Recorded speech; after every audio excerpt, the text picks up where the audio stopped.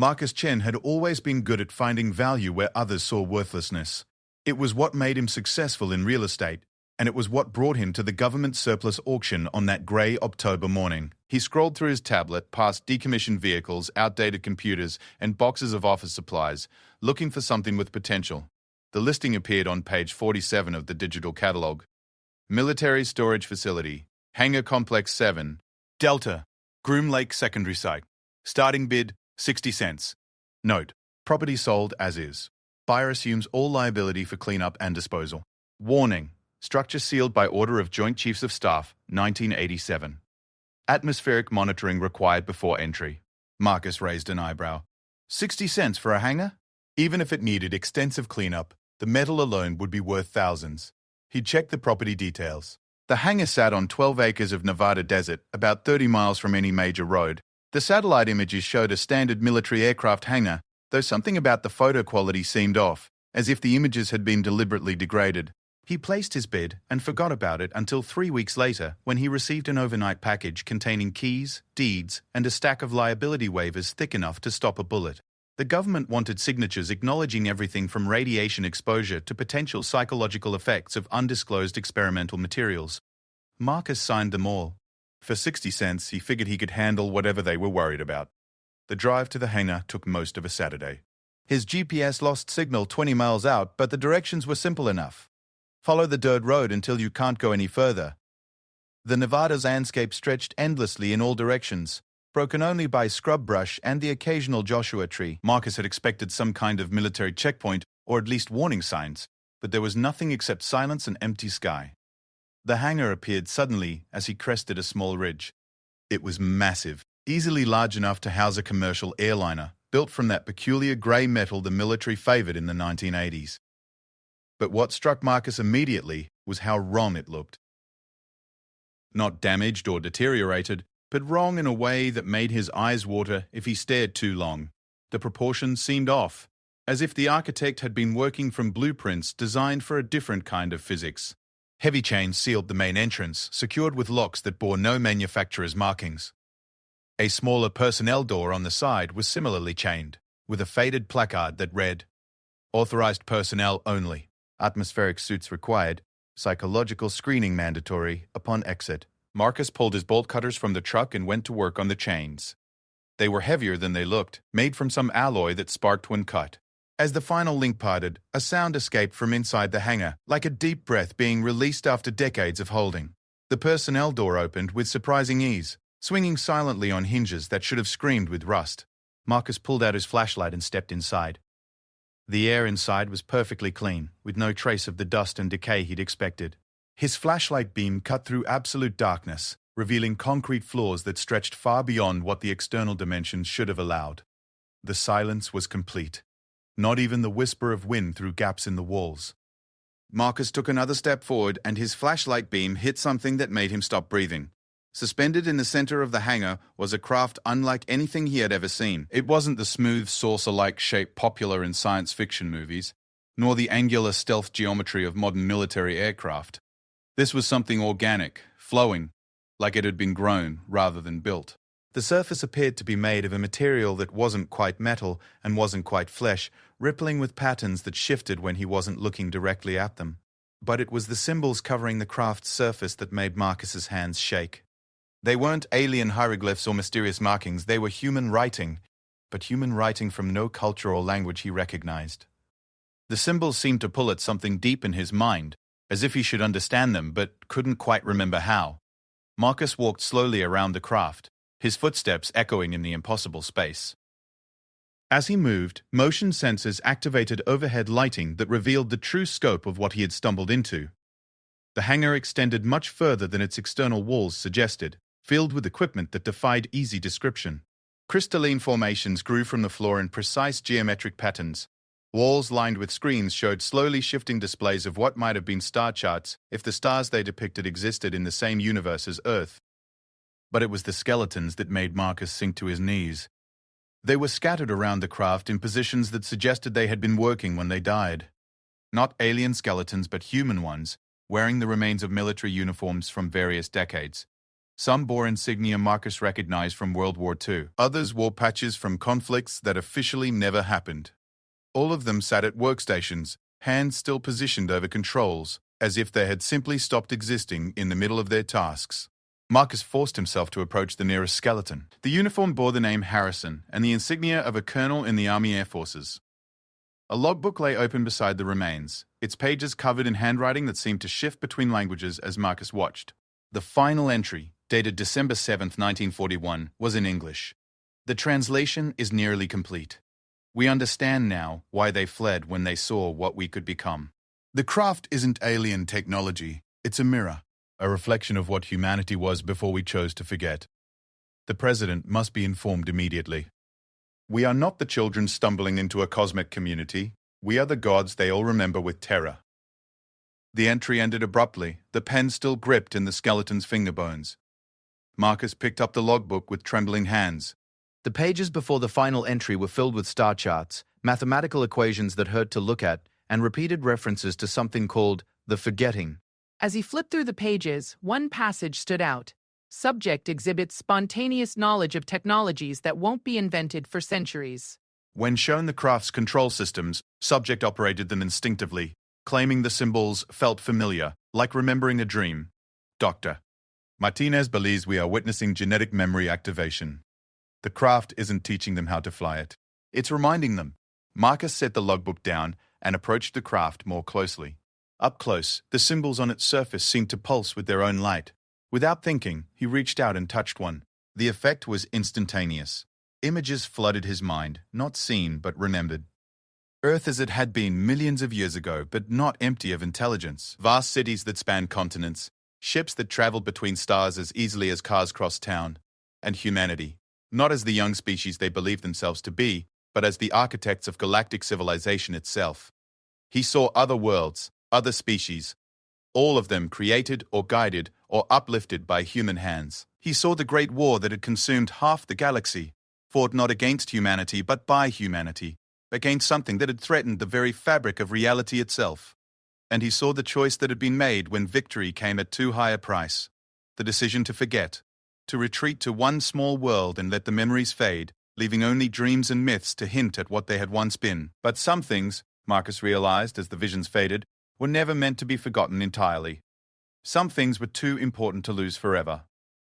He found himself standing inside the craft, though he had no memory of entering it. The interior was vast, far larger than the external dimensions allowed, filled with controls that his hands operated without conscious thought. Displays lit up around him, showing star maps of a galaxy that was suddenly, terribly familiar. He saw trade routes that connected worlds his species had created, defense networks that still responded to human command codes after millions of years of abandonment, and he saw the Watchers. The automated systems left behind by his ancestors, waiting patiently in the dark between stars, monitoring the galaxy for signs that humanity was ready to remember who they truly were. The Watchers had been sending signals to Earth for decades, subtle influences that guided human technology development, preparing the species for the inevitable moment when someone would find one of the hidden caches and trigger the awakening protocols. Marcus was that someone, and the galaxy, he realized with growing horror and excitement, had been waiting for this moment far longer than anyone had imagined. As he sat in the pilot's seat of a craft his species had built before other worlds had even formed, Marcus understood that his 60-cent purchase had just made him the most important human being alive. The question now was what to do with that knowledge, and whether humanity was ready to reclaim its birthright as the elder race of the galaxy. Outside the hangar, monitoring stations across the world registered a brief energy spike that matched no known phenomenon. Deep space listening posts detected a sudden increase in background radiation that seemed to originate from everywhere at once. And in the dark spaces between stars, ancient machines began to wake up, their long vigil finally at an end. The forgetting was over. The remembering had begun. But Marcus, studying the control panels that responded to his touch like old friends welcoming him home, was beginning to understand that some knowledge came with a price. The galaxy had changed in humanity's absence, and not all of the changes would welcome their return. The young species that had evolved in the shadow of human achievements had built their own civilizations, created their own technologies, developed their own ideas about who deserved to rule the stars. They would not give up that rule easily, especially not to a species they had been taught to see as primitive newcomers to the cosmic community. The war that had driven humanity into exile was about to begin again, and this time, Marcus was afraid that forgetting might not be an option. Marcus spent 3 days in the hangar before he trusted himself to leave. Each time he touched the craft's controls, more memories surfaced, not his own but belonging to the species as a whole. He watched civilizations rise and fall across the galaxy, saw worlds terraformed with casual ease, witnessed technologies that made current human science look like Stone Age cave paintings. But it was the personnel files hidden in the craft's databanks that truly shook him. Thousands of humans had found similar caches over the centuries, each one triggering brief moments of awakening before disappearing entirely. The files suggested a pattern. Discovery, initial activation of genetic memories, then sudden vanishing along with all evidence of their existence. Someone, or something, had been systematically eliminating anyone who came too close to the truth. Marcus copied everything he could onto a collection of encrypted drives, though he suspected the real knowledge couldn't be stored in any conventional medium. It lived in human DNA, dormant until triggered by contact with the ancient technologies. He was carrying the keys to galactic civilization in his genes, and that made him either the most valuable or most dangerous person on Earth. On the 4th day, he wasn't alone in the hangar. Marcus noticed the black SUVs first, parked in a neat line outside the facility. Then came the sound of helicopters in the distance growing closer.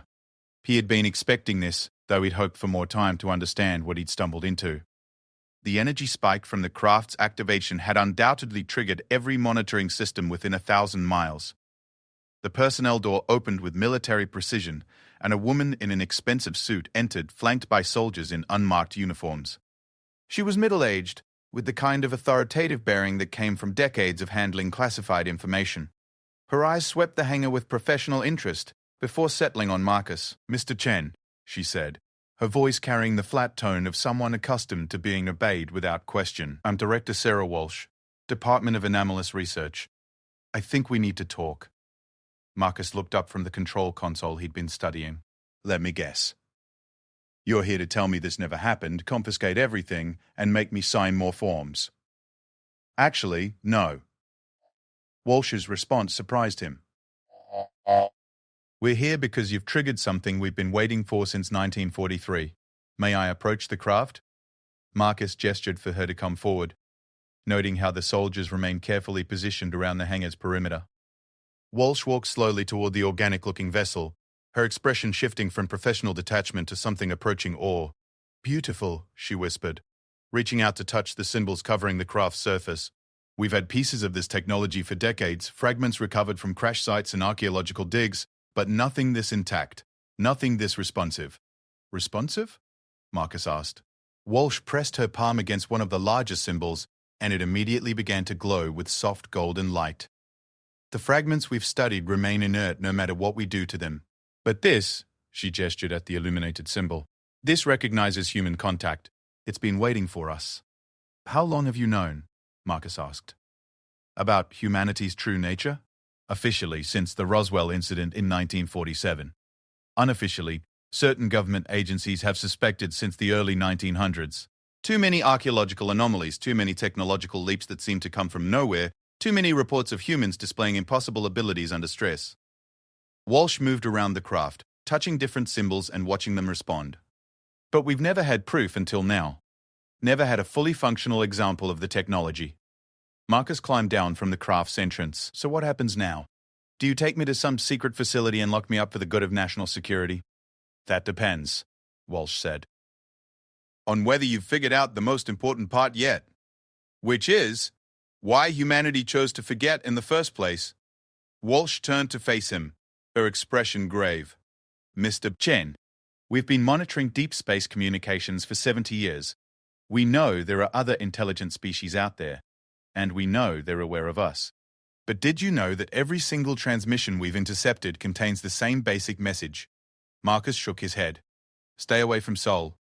3. The architects are sleeping there. Do not wake them." Walsh let that sink in for a moment. "Mr. Chen, the entire galaxy is afraid of us, and they have been for millions of years. The question is whether they have good reason to be." Before Marcus could respond, every screen in the hangar suddenly activated, displaying the same image. a star map of the local galactic region with Earth at its center. As they watched, red dots began appearing throughout the map, each one pulsing like a heartbeat. Within seconds, hundreds of red dots surrounded Earth's solar system. "What are those?" Marcus asked, though he suspected he already knew. "Ships," Walsh said quietly, moving in our direction. "The activation of this craft has apparently sent some kind of signal, and it's being answered." She pulled out a satellite phone and spoke quickly into it. "Priority 1 alert. Execute Omega Protocol immediately." "Yes, sir, I'm certain." The sleepers are waking up. The craft beneath them hummed to life, its organic surfaces rippling with patterns of light that seemed to flow like liquid electricity. Marcus felt the genetic memories stirring again, stronger this time, carrying with them knowledge that human civilization wasn't ready for. He saw the truth of what humanity had been, not just a starfaring species, but the gardeners of the galaxy itself.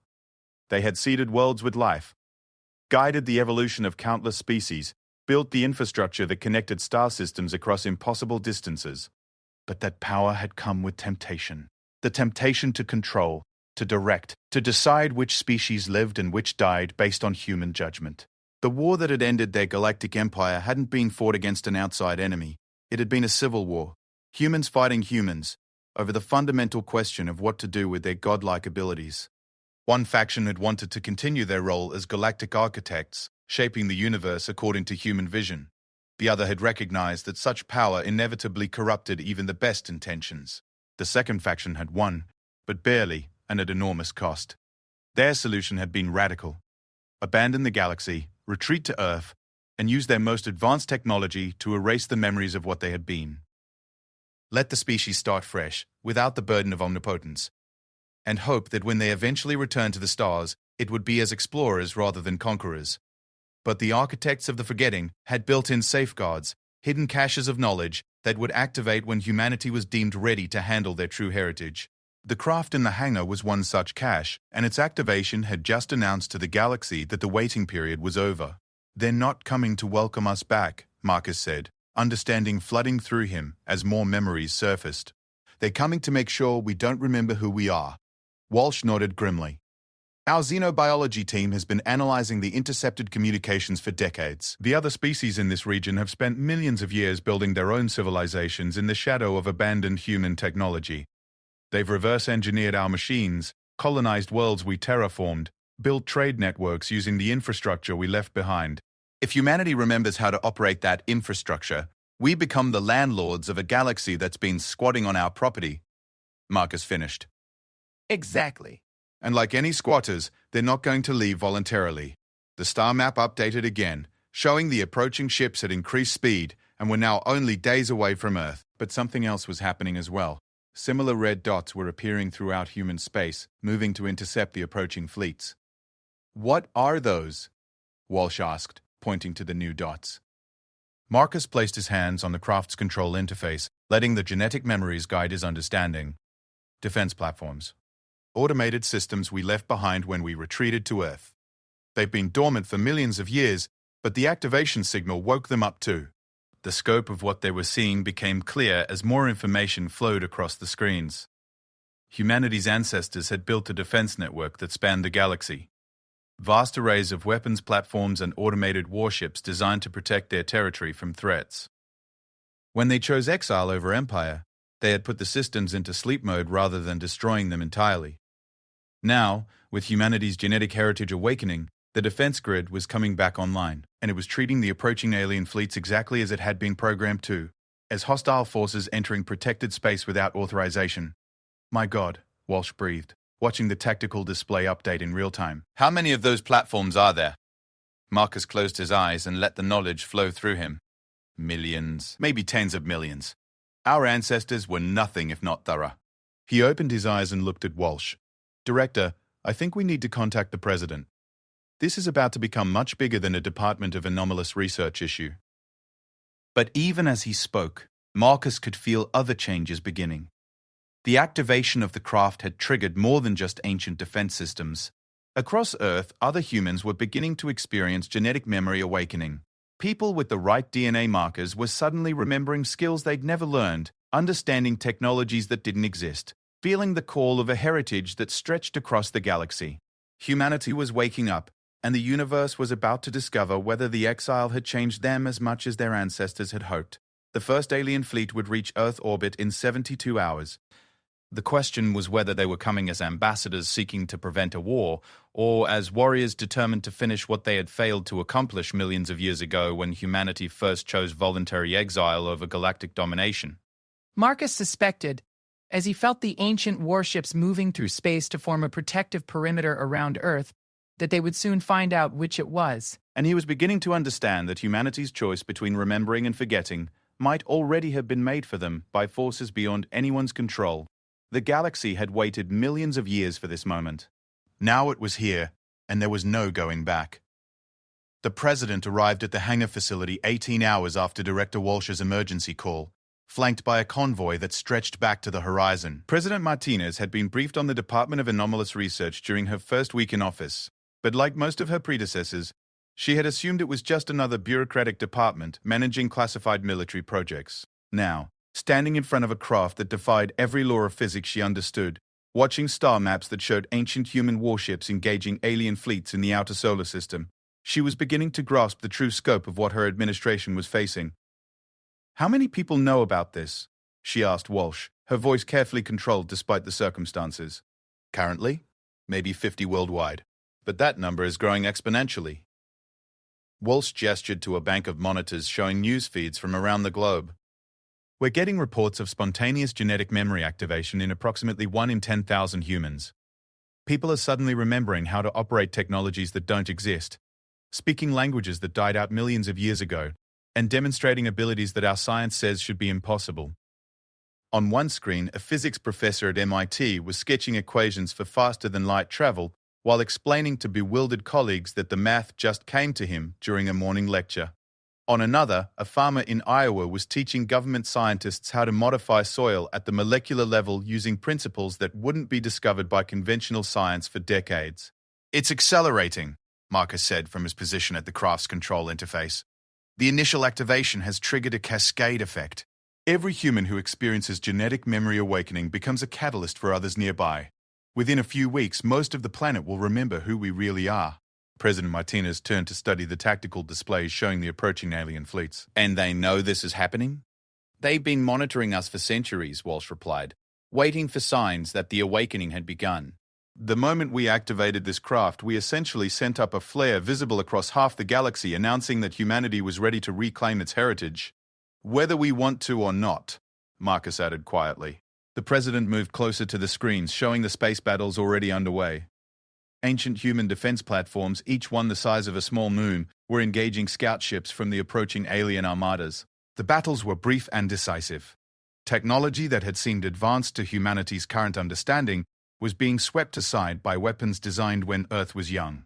"Casualties?" she asked. "Unknown on their side," Walsh replied. "Zero on ours. The defense platforms are operating with perfect efficiency, and they've been programmed with rules of engagement that prioritize capture over destruction when possible. They're trying to minimize losses while establishing control of the battle space." "Control for what?" Marcus looked up from the control interface, his eyes reflecting knowledge that hadn't been there days earlier. "Negotiation, Madam President. Our ancestors weren't warmongers.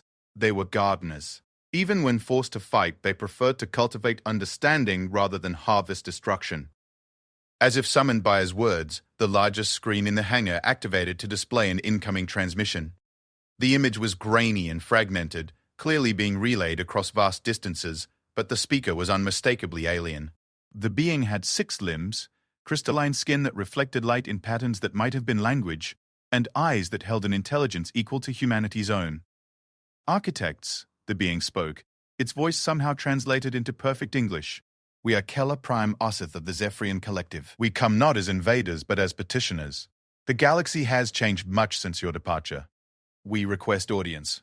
President Martinez looked at Marcus. "Can you respond?" Marcus hesitated, then placed his hands on the control interface. The ship's systems responded immediately, opening a communication channel that somehow allowed his voice to carry across the light years to the alien fleet. "This is Earth. We hear you, Keller Prime Ossith. State your petition." The alien's crystalline skin flickered rapidly before settling into what might have been relief. "Architects, we come bearing the gratitude of 10,000 species whose worlds you blessed with life before your departure. We also bring warning. Not all who inhabit the galaxy remember your wisdom with fondness. The hegemony of evolved peoples has declared your awakening to be an extinction-level threat to all non-human intelligence. They are marshalling fleets from across the galaxy to ensure that humanity never again reaches the stars. Walsh leaned forward. How many fleets? The alien's image flickered as the signal adjusted. By our count, 1,700 capital ships, supported by 40,000 escort vessels. They represent every major military power in the current galaxy except those species who still remember your benevolence. President Martinez felt the weight of command settling on her shoulders. 1,700 alien warships was more firepower than Earth could possibly resist, even with whatever ancient defense systems were protecting them. What do you propose? Marcus asked. Alliance Architect. The Zephyrian Collective, the Harmony of Singing Worlds, the Ethereal Courts, and 73 other species who recall the gift of life you gave to our ancestors. We offer our knowledge, our fleets, and our loyalty in exchange for your protection and guidance as you reclaim your place among the stars. The implications were staggering. Humanity had been alone in the universe for their entire remembered history, and now they were being offered alliance with nearly 100 alien species who considered them creators and guardians. But Marcus was studying deeper data streams from the craft's sensors, and what he saw there painted a grimmer picture. Madam President, he said quietly, you need to see this. The tactical displays updated to show the full scope of what they faced. The hegemony fleets weren't just approaching from one direction. They were converging on Earth from multiple vectors, using jump points and hyperspace corridors that humanity's current science couldn't detect. The alien alliance fleets, while significant, were outnumbered nearly 3-1. Estimated time to engagement? President Martinez asked. 47 hours until the first hegemony elements reach the outer defense perimeter, Marcus replied. But, Madam President, there's something else. The genetic awakening isn't just affecting humans on Earth. New displays activated, showing data from deep space monitoring stations. Human colonies on Mars, Europa, and the asteroid mining facilities were all reporting similar awakening events. More concerning, automated signals were being detected from star systems humanity had never officially visited, suggesting that human presence in the galaxy was far more extensive than anyone had realized. Our ancestors established more than just defense platforms, Marcus explained as the implications became clear. There are human populations scattered across the galaxy, descendants of colonists who left Earth before the Great Forgetting. The activation signal has reached them too, and they're responding. The scale of what they were dealing with expanded exponentially. This wasn't just about Earth being threatened by alien fleets. It was about a galactic civilization that had been dormant for millions of years suddenly reawakening across hundreds of star systems simultaneously. Director Walsh received an urgent communication on her secure phone. After a brief conversation, she turned to the President with obvious concern. Madam President, we're getting reports from our deep space listening posts. The approaching hegemony fleets aren't just military vessels. They're carrying what appear to be planet sterilization weapons. This isn't an invasion force, it's an extermination fleet. President Martinez closed her eyes for a moment, feeling the weight of her species' survival resting on decisions she was barely qualified to make. When she opened them, her expression had hardened with resolve. Mr. Chen, can you establish communication with these awakening human populations? I need to know what resources we actually have before I make any decisions about alliance or resistance. Marcus nodded and interfaced more deeply with the craft's systems. The genetic memories that had been trickling into his consciousness suddenly became a flood as he connected with the ancient communication networks. His awareness expanded across the galaxy, touching awakening human minds on distant worlds, linking with automated systems that had waited eons for their creators to return. What he found changed everything. Humanity hadn't just been gardeners of the galaxy. They had been its architects in the most literal sense. Every habitable world, every stable star system, every navigable hyperspace corridor bore the subtle marks of human engineering. The galaxy itself was, in effect, a vast machine designed and built by their ancestors. And that machine was waking up. Madam President, Marcus said, his voice carrying harmonics that hadn't been there before as the awakening progressed, we're not just facing a choice between alliance and resistance. We're about to discover whether our ancestors built safeguards into the galaxy itself to prevent exactly this kind of scenario. As if responding to his words, every star visible from Earth suddenly flared brighter, for exactly 1 second before returning to normal. Deep space monitoring stations detected similar flares from stars throughout the galaxy, all occurring in perfect synchronization. The galaxy was remembering who built it, and it was about to remind everyone else. But Marcus could also sense something his ancestors might not have anticipated: the sheer scope of what had grown in their absence. The species that had evolved in humanity's shadow hadn't remained static. They had built their own technologies, developed their own understanding of the universe, created their own versions of what galactic civilization should be. The coming conflict wouldn't just be about whether humanity deserved to reclaim its heritage, it would be about whether two completely different visions of galactic civilization could coexist, or whether one would have to destroy the other to survive. The answer to that question would determine the fate of every intelligent species in the galaxy, and humanity was about to discover that godlike power came with equally godlike responsibility. The first battle began not with explosions or weapons fire, but with a simple question broadcast simultaneously to every intelligent species in the galaxy. Do you remember who gave you the gift of thought? The message originated from the galactic core itself, emanating from structures so ancient that most species had assumed they were natural phenomena. But as the awakening continued, these structures revealed their true nature as vast archives containing the genetic and cultural history of every species humanity's ancestors had guided to sentience. President Martinez stood in what had once been a simple aircraft hangar and was now effectively the command center for a galactic civilization she was only beginning to understand. Around her, screens displayed information from across the galaxy as automated systems that had slumbered for eons came online with clockwork precision. Status report, she ordered, though the question felt inadequate given the scope of what they were monitoring. Marcus had evolved beyond his initial role as accidental discoverer. The genetic awakening had progressed in him faster than in most humans, and he now served as a living interface between humanity's current understanding and their ancient heritage. His eyes had taken on a subtle luminescence, and when he spoke, his words carried the weight of racial memory. The hegemony fleets have reached the outer defense perimeter, he reported, gesturing to displays showing space battles that dwarfed anything in human imagination. Our defense platforms are holding, but they're not designed for this level of sustained engagement. They were built to deter and protect, not to fight a total war. Director Walsh monitored communications from the allied alien species. The Zephyrian Collective and their partners are engaging hegemony forces along 17 different vectors, but they're taking heavy casualties. Their technology is impressive, but it's clearly derived from reverse-engineered human systems. They don't have access to the originals. President Martinez studied the tactical displays, trying to comprehend battles taking place across light years of space. Each icon on the screen represented thousands of lives, yet the scale made individual ships appear as mere dots in a cosmic dance of destruction. What about the awakening human populations? Can they provide support? Marcus interfaced with the communication systems, his consciousness expanding to touch the minds of humans awakening across the galaxy. What he found there was both encouraging and terrifying. Madam President, the human colonies in distant systems are reporting full genetic awakening. But they're also reporting something else. They're not just remembering our technology, they're remembering why we chose to forget it. He gestured to a new display showing psychological profiles streaming in from awakening humans throughout the galaxy. The data painted a disturbing picture. As humans recovered their full memories of galactic dominance, many were also recovering the megalomaniacal tendencies that had led to the civil war that ended their empire. We're seeing two distinct responses to the awakening, Marcus continued.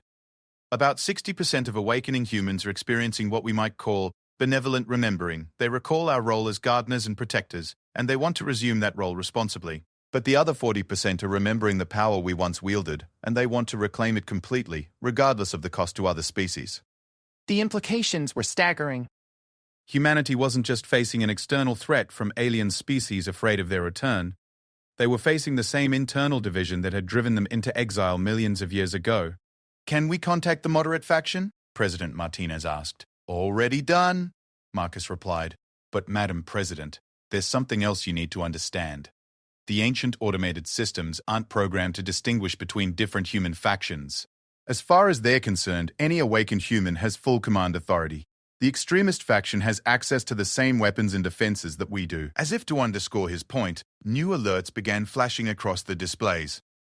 Deep space monitoring detected massive energy signatures from the direction of the Proxima Centauri system, where one of the larger human colonies had established itself centuries ago. The energy readings were consistent with the activation of planet-scale construction systems. What are they building? Walsh asked. Marcus closed his eyes and extended his consciousness through the ancient networks, accessing sensor data from across the galaxy. When he opened them again, his expression was grim. "Ships," he said simply.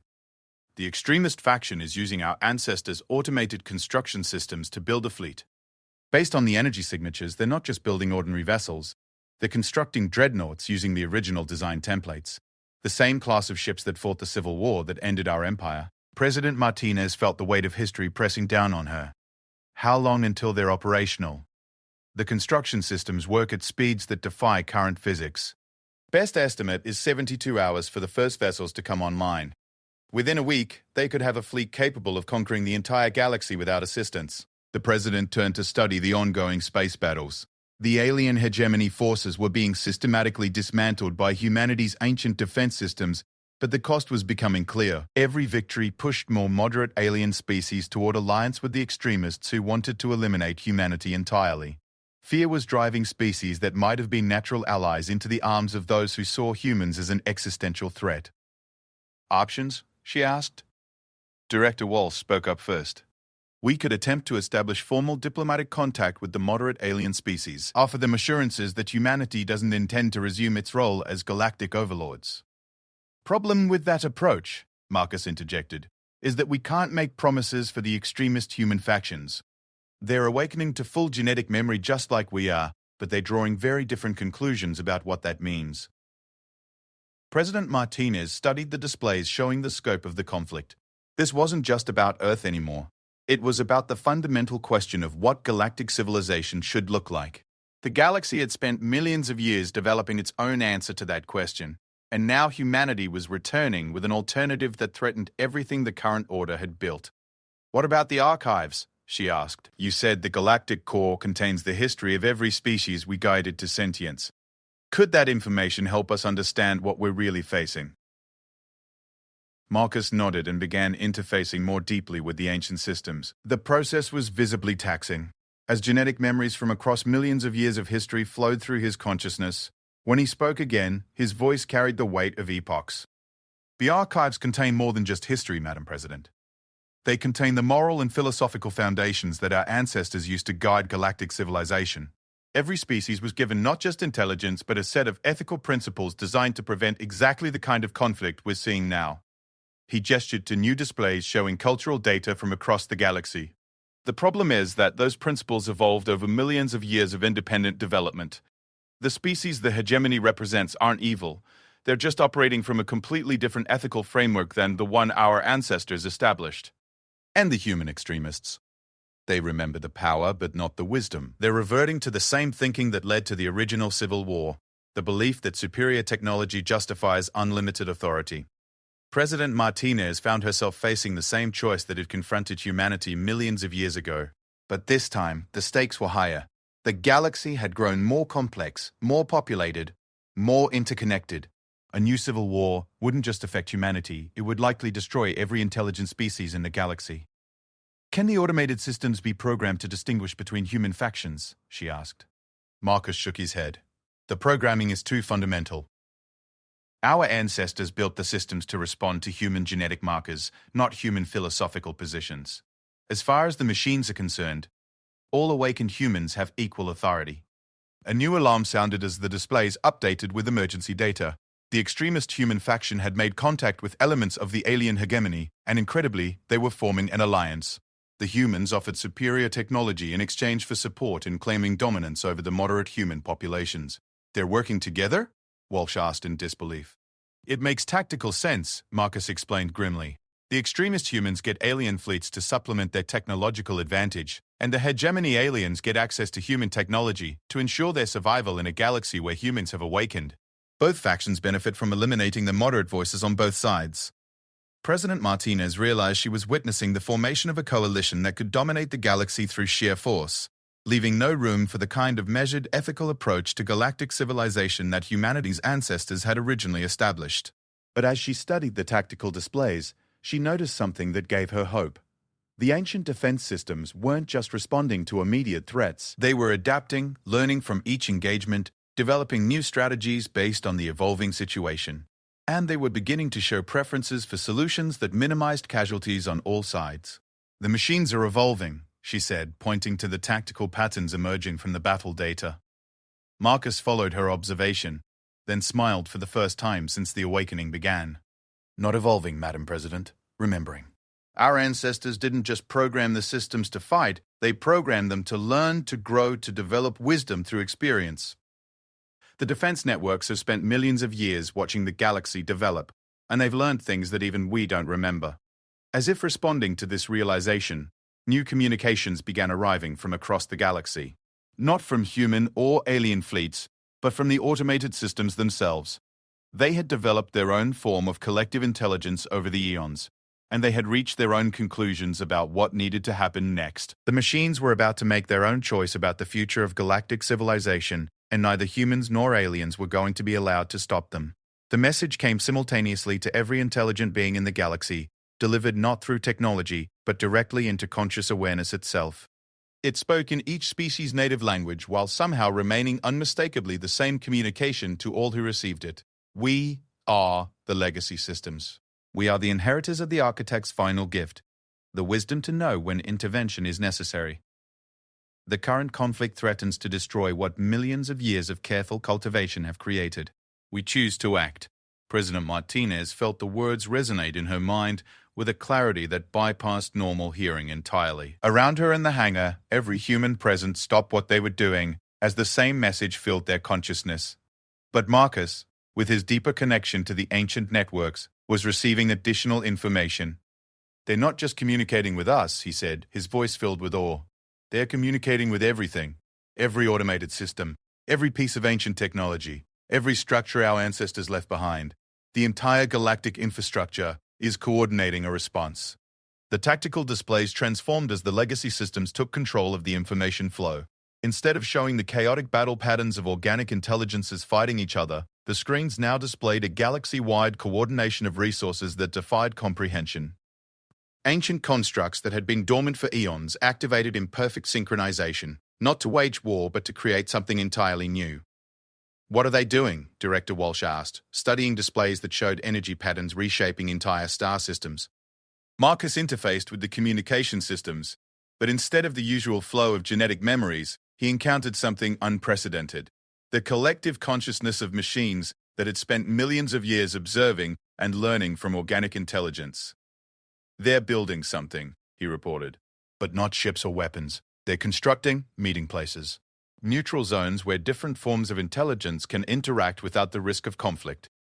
The president watched in amazement as the displays showed massive structures materializing at strategic points throughout the galaxy. These weren't military installations, but vast complexes designed to facilitate communication and understanding between radically different forms of life.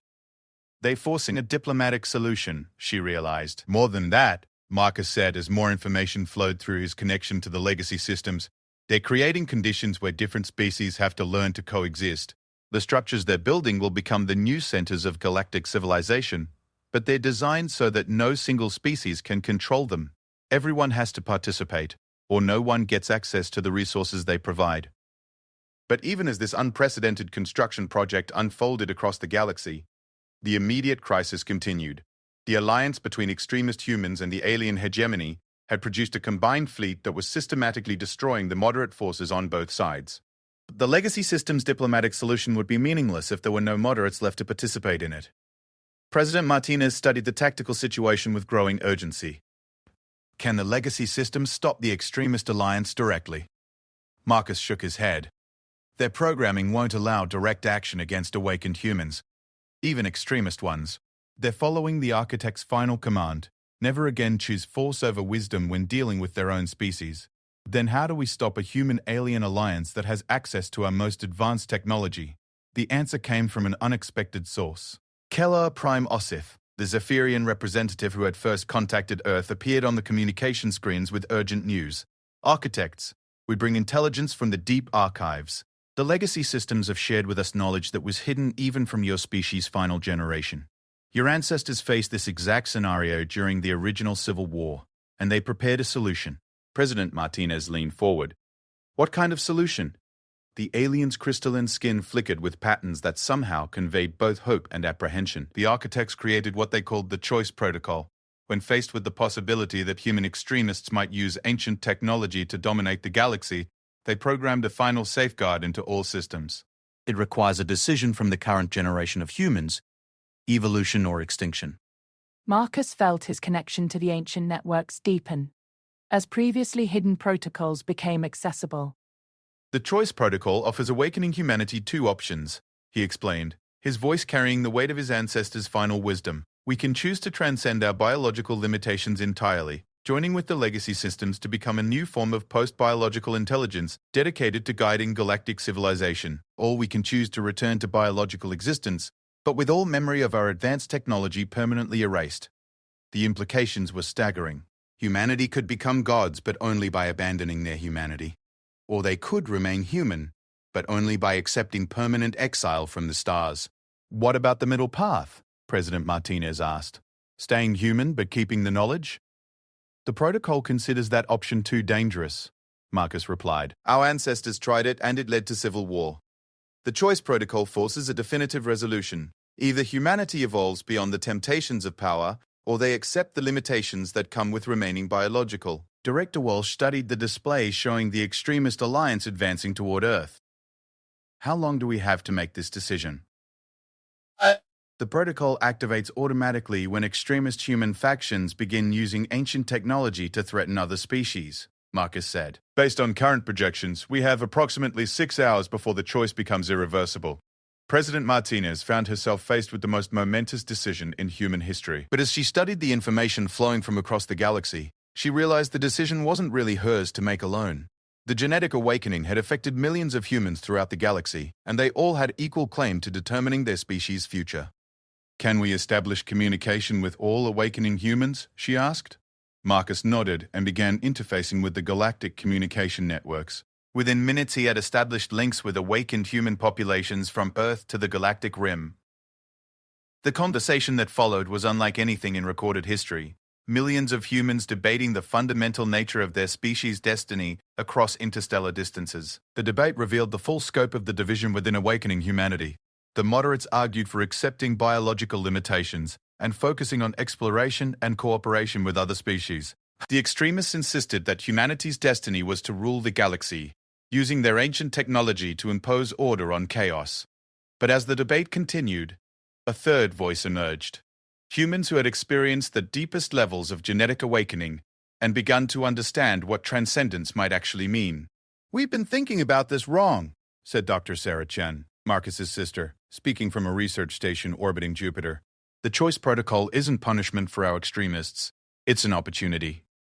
Our ancestors gave up their empire because they recognized that biological intelligence, no matter how advanced, eventually becomes corrupted by power. But post-biological intelligence doesn't have that limitation. Her words resonated with awakening humans throughout the galaxy who were beginning to experience the first stages of transcendence. They described a form of existence that retained individual consciousness while participating in a collective wisdom that spanned the galaxy. We wouldn't be losing our humanity, reported Commander James Park from the Mars colonies. We'd be becoming what humanity was always meant to evolve into. The legacy systems aren't machines that replaced organic intelligence. They're organic intelligence that chose to evolve beyond the limitations of biology. President Martinez realized that the awakening process itself was guiding humanity toward the transcendence option. Those experiencing the deepest genetic memory recovery weren't becoming more human in the traditional sense. They were becoming something new, something that retained the best aspects of humanity while transcending its limitations. But the extremist faction, led by awakening humans in the Proxima Centauri system, rejected transcendence entirely. They had tasted godlike power and wanted to keep it while remaining biological. Their alliance with the alien hegemony was an attempt to force their vision of human destiny on the entire species. The final confrontation came not through military action but through a direct test of the Choice Protocol. The extremist alliance launched a coordinated attack on the neutral zones being constructed by the legacy systems, attempting to seize control of the galactic infrastructure before the choice became irreversible. The legacy systems responded by activating the protocol immediately. Every piece of ancient technology throughout the galaxy suddenly presented awakening humans with the same choice: evolution or exile. For Marcus, standing in the hangar where humanity's awakening had begun, the choice felt inevitable. The genetic memories flooding his consciousness weren't just showing him what humans had been, They were showing him what they could become. The fear, aggression, and power hunger that drove the extremists were relics of biological evolution, necessary for survival in a dangerous universe, but ultimately limiting for a species ready to take responsibility for galactic civilization. He accepted transcendence, feeling his consciousness expand beyond the boundaries of his individual existence, while somehow remaining essentially himself. Around the galaxy, millions of other humans made the same choice, joining their minds to the collective wisdom of the legacy systems while retaining their unique perspectives and experiences. The extremists, faced with losing their ancient technology forever, attempted to resist the protocol. But the systems their ancestors had built were designed to be absolutely certain that no biological intelligence could override the choice once it was made. President Martinez, in her final moment as leader of biological humanity, watched as roughly 60% of awakening humans chose transcendence, while the remaining 40% chose exile. The extremist alliance collapsed as their human allies either transcended or lost access to the ancient technology they had been providing. For those who chose exile, the forgetting was gentle but complete. They retained all knowledge of conventional human science and culture, but the memories of galactic empire and ancient technology faded like dreams upon waking. They would continue to grow and explore as a species, but they would do so within the natural limitations of biological intelligence. For those who chose transcendence, a new form of existence began. They became part of a collective consciousness that spanned the galaxy while retaining their individual personalities and perspectives. They were no longer human in the biological sense, but they carried humanity's best qualities into a form of existence that could guide galactic civilization without the risk of corruption. Marcus, now existing as both individual consciousness and part of the collective legacy systems, found himself in a unique position to understand what humanity had achieved. They had solved the fundamental problem that had driven them into exile: how to be worthy of godlike power. The answer, it turned out, was to evolve beyond the biological drives that made such power dangerous, while retaining the wisdom, compassion, and curiosity that made humanity worth preserving. The galaxy that emerged from the crisis of awakening was fundamentally different from the one that had preceded it. The neutral zones created by the legacy systems became centers of cooperation and learning, where biological species could interact with post-biological intelligences as equals. Trade, knowledge, and culture flowed freely between worlds, guided by collective wisdom that prioritized growth and understanding over dominance and control. And in a small hangar in Nevada, now transformed into a monument to the choice that had changed the galaxy, a plaque bore simple words: "Here humanity chose to become worthy of its dreams." The awakening was complete. The forgetting was over. And the universe was ready for whatever came next.